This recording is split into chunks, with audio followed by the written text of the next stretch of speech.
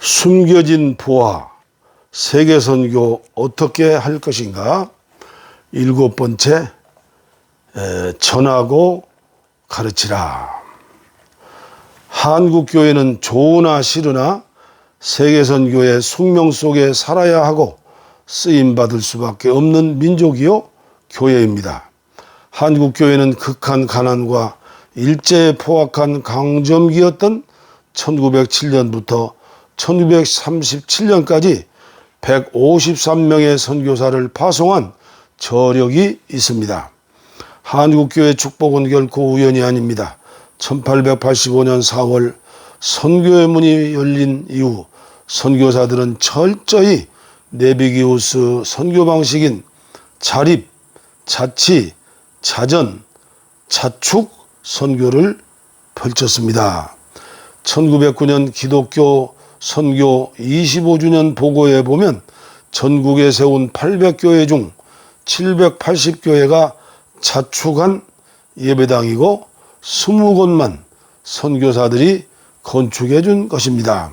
한국인 전도자 1052명 중 94%가 자립 전도자였습니다. 오직 그리스도를 위해 살다간 아프리카 선교사 앤드류 머리의 수많은 영성의 글 중 일부입니다. 가난한 자들에게 무조건 학교만 지어주는 것은 떡 대신 돌을 주는 것과 마찬가지다. 이 일에는 반드시 살아있는 믿음으로 사랑을 실천하는 그리스도인 일꾼이 필요하다. 엘리사 선지자처럼 죽은 자를 끌어안은 채 그가 소생할 때까지 기도하는 사람이 있어야 한다. 그렇습니다. 생명과 같은 소를 팔아 예배당을 건축하고 소 대신 아들이 멍에를 메고 아버지는 쟁기를 모는 아름다운 십자가와 성육신 신앙이 오늘의 한국교회를 부흥케 하였습니다. 한국 기독교 1호 개척교회인 세문안교회 역시 선교사들의 호의를 거절하고 그 당시 $500의 헌신, 그 당시 선교사 1개월 선교비가 $4인 그 당시 $500의 헌신으로 300명을 수용하는 예배당을 건축하였습니다. 그러나 한국에 와서 헌신하였던 1600여 명의 선교사들, 이만열 교수의 한국 선교사 요람에서 침례교단의 패닉 선교사 등 극소수의 선교사들을 제외하고는 마태복음 28장 18절로 20절 대위임령 말씀을 가르치지 않고 전도만 하는 것으로 끝났다는 것이 안타까운 사실입니다. 오늘의 현실은 어떠합니까? 선교사 13,000명의 세계선교 2위 국가라고 하지만 아직도 선교사 한 명도 없는 교단이 있고 위대한 선교대열에 동참치 못하는 교회가 85%가 되는 것이 사실입니다. 그런데 아름다운 소식은 한국세계선교협의회를 중심으로 2020년까지 자비량 선교사 100만 명을 파송하는 MT 2020 운동과 2030년까지 선교사 10만 명을 파송하는 프로젝트를 목표로 2006년 세계선교대회와 엔코의 사를 준비하는 것입니다. 그러나 자비량 100만 선교사와 파송 선교사 10만 명으로 지구촌 복음화는 유언하다는 사실을 간과해서는 안 됩니다. 4,000년 전 믿음의 조상 아브라함에게 주신 메시지에 귀를 기울여야 합니다. 너를 통하여 천하 만민이 복을 받으리라. 너의 자손이 밤하늘의 별처럼 바닷가의 모래알처럼 번성하리라. 또 내 씨로 말미암아 천하 만민이 복을 받으리라. 창세기 22장 17절로 18절. 그렇습니다. 아브라함 한 사람이 세계복음화의 주역이 되는 것이 아닙니다. 비전을 가지고 동서남북을 바라보고 썩어진 미랄의 삶을 살게 될 때 오는 세대의 성령님의 은혜로 수많은 열매를 거두게 하심으로 세계복음화의 비전은 이루어집니다. 자국인들이 선교사가 되어 그 나라뿐 아니라 산 넘고 대양을 건너 또 다른 문화권과 종족에게 선교사를 보내는 교회를 세우게 하여야 합니다. 필리핀을 중심으로 선교사 재배치를 외친다고 되는 것이 아닙니다. 한국교회의 구조와 시스템 자체가 막을 수 없게 되어 있습니다. 차선책을 써야 합니다. 필리핀에서 세계를 볼 수 있는 선교사가 된다면 필리핀은 세계 선교의 황금의 땅입니다. 영어권에다가 모든 부분에 있어 필리핀은 선교로 준비된 나라입니다. 필리핀 선교사들이 필리핀 교회로 하여금 셀 수 없는 자국인 선교사를 보낼 수 있을 것입니다. 8,300만 인구의 10%의 노동자가 해외에 나가 땀 흘려 일해야 먹고 사는 나라이니 필리핀 교회야말로 선교의 노다지가 아닐 수 없습니다. 그런 의미에서 보내는 한국 교회와 파송된 현지 선교사들이 현지 교회 지도자들에게 마태복음 28장 18절로 20절 말씀을 바르게 전하고 가르쳐야 합니다. 2000년 전 초라한 갈릴리 어부들에게 명령하셨던 예수님처럼 전하고 가르치고 명령해야 합니다. 앞으로 한국 선교는 이 방향으로 나갈 수밖에 없을 것이고 나아가게 하실 것입니다. 2030년까지 100만 명의 자국인 선교사를 주옵소서. 생각만 해도 가슴이 뛰고 구름 위를 나는 것 같습니다. 8번째, 21세기 한국 선교 어떻게 할 것인가? 개신교 선교 역사 125년의 파송 선교사 숫자로 세계 유일하면 분명 우연한 일일 수 없습니다. 하나님께서 하신 일이고 축복이 아닐 수 없습니다.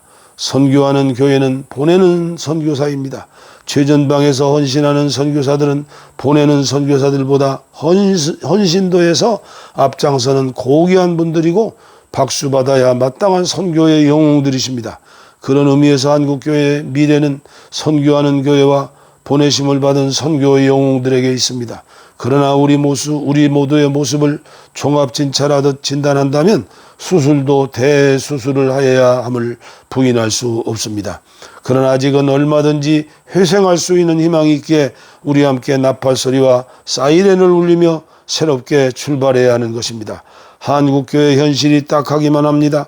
대부분의 교단교회의 40%가 미자립교회입니다. 전도가 되지 않고 개척하기도 쉽지 않은 형편입니다.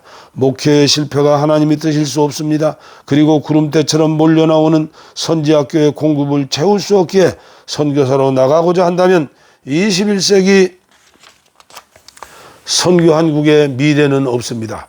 정신을 바짝 차리고 뼈를 깎는 자기 훈련이 필요합니다.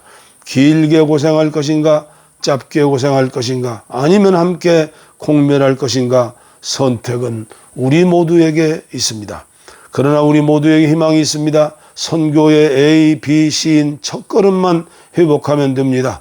비둘기와 뱀에게 배우면 됩니다. 순결과 지혜입니다.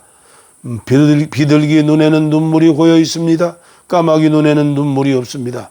눈물 없는 선교사는 불쌍한 선교사입니다. 은혜의 샘이 말랐으니 아차하면 국제 사기꾼이 되는 것입니다. 영성이 하드웨어라면 뱀에게 배우는 지혜는 소프트웨어입니다. 배우고 또 배워야 합니다. 훈련된 군사, 첨예화된 무기, 정보, 전략, 전술, 보급 등등 살수대첩의 을지문덕에게도 배우고 불멸의 이순신에게도 배워야 합니다.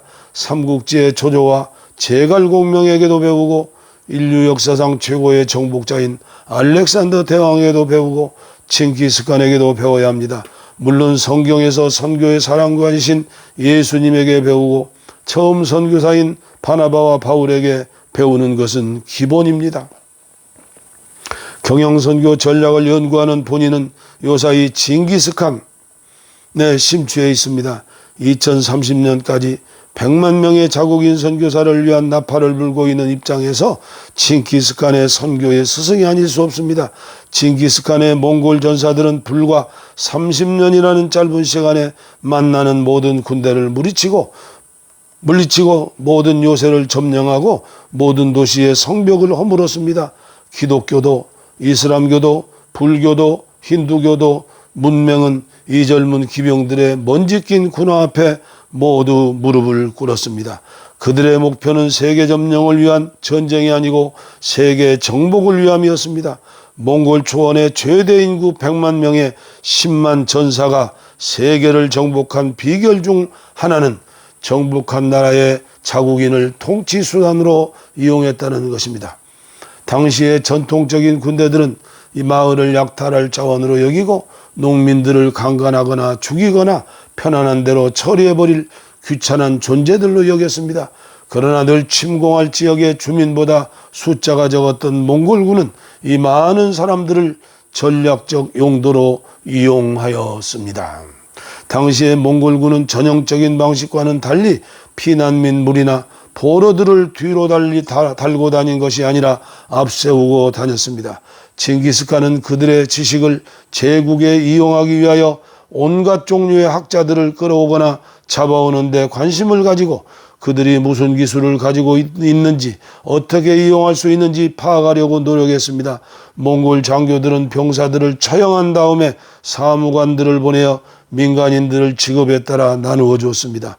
몽골인 전쟁과 목축, 사냥밖에는 할 줄 몰랐기 때문에 세계로 커가는 몽골 제국의 대장장이, 옹기장이, 목수, 가구장이, 갓바치, 염색 전문가, 광부, 종이 만드는 사람, 유리 부는 사람, 재단사, 보석상, 악사, 이발사, 가수, 연예인, 약제사, 요리사 등 상상할 수 있는 거의 모든 분야에 숙련된 일꾼들이 필요했습니다.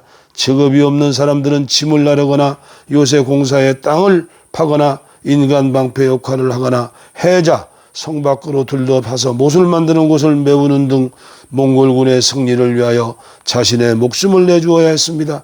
포로들은 몽골군의 손발이 되어 짐승과 병사들의 먹을거리를 준비하고 물을 구하는 일상적인 일을 하였을 뿐만 아니라 공성전을 앞두고 있을 때에는 해자를 채울 돌이나 흙을 모으는 일을 하였으며 나무나 돌로 만든 투사체로 성벽을 공격하는 공성무기를 움직이거나 조작하고 성벽이나 성문을 파괴하는 이동식 탑을 밀기도 하였던 것입니다. 20세기, 21세기 한국 선교 어떻게 할 것인가? 해답은 간단합니다. 자국인 선교사를 동원하여 그들 나라의 미전도 종족 지역을 점령하도록 하여야 합니다. 그리고 미전도된 타문화권에 가도록 깨우고 훈련하여 보내는 일을 스스로 할 수 있도록 방향을 전환하고 온 힘을 다하는 일에 연합하여야 할 것입니다. 그렇게 할 때 우리 모두는 선교의 영웅이 될 것이고 복의 근원으로 마지막 시대 아브라함의 축복을 받게 될 것입니다. 2030년까지 100만 명의 자국인 선교사를 주옵소서. 생각만 해도 가슴이 뛰고 구름 위를 나르는 것 같습니다. 8번째 챕터까지 읽어드렸습니다. 감사합니다.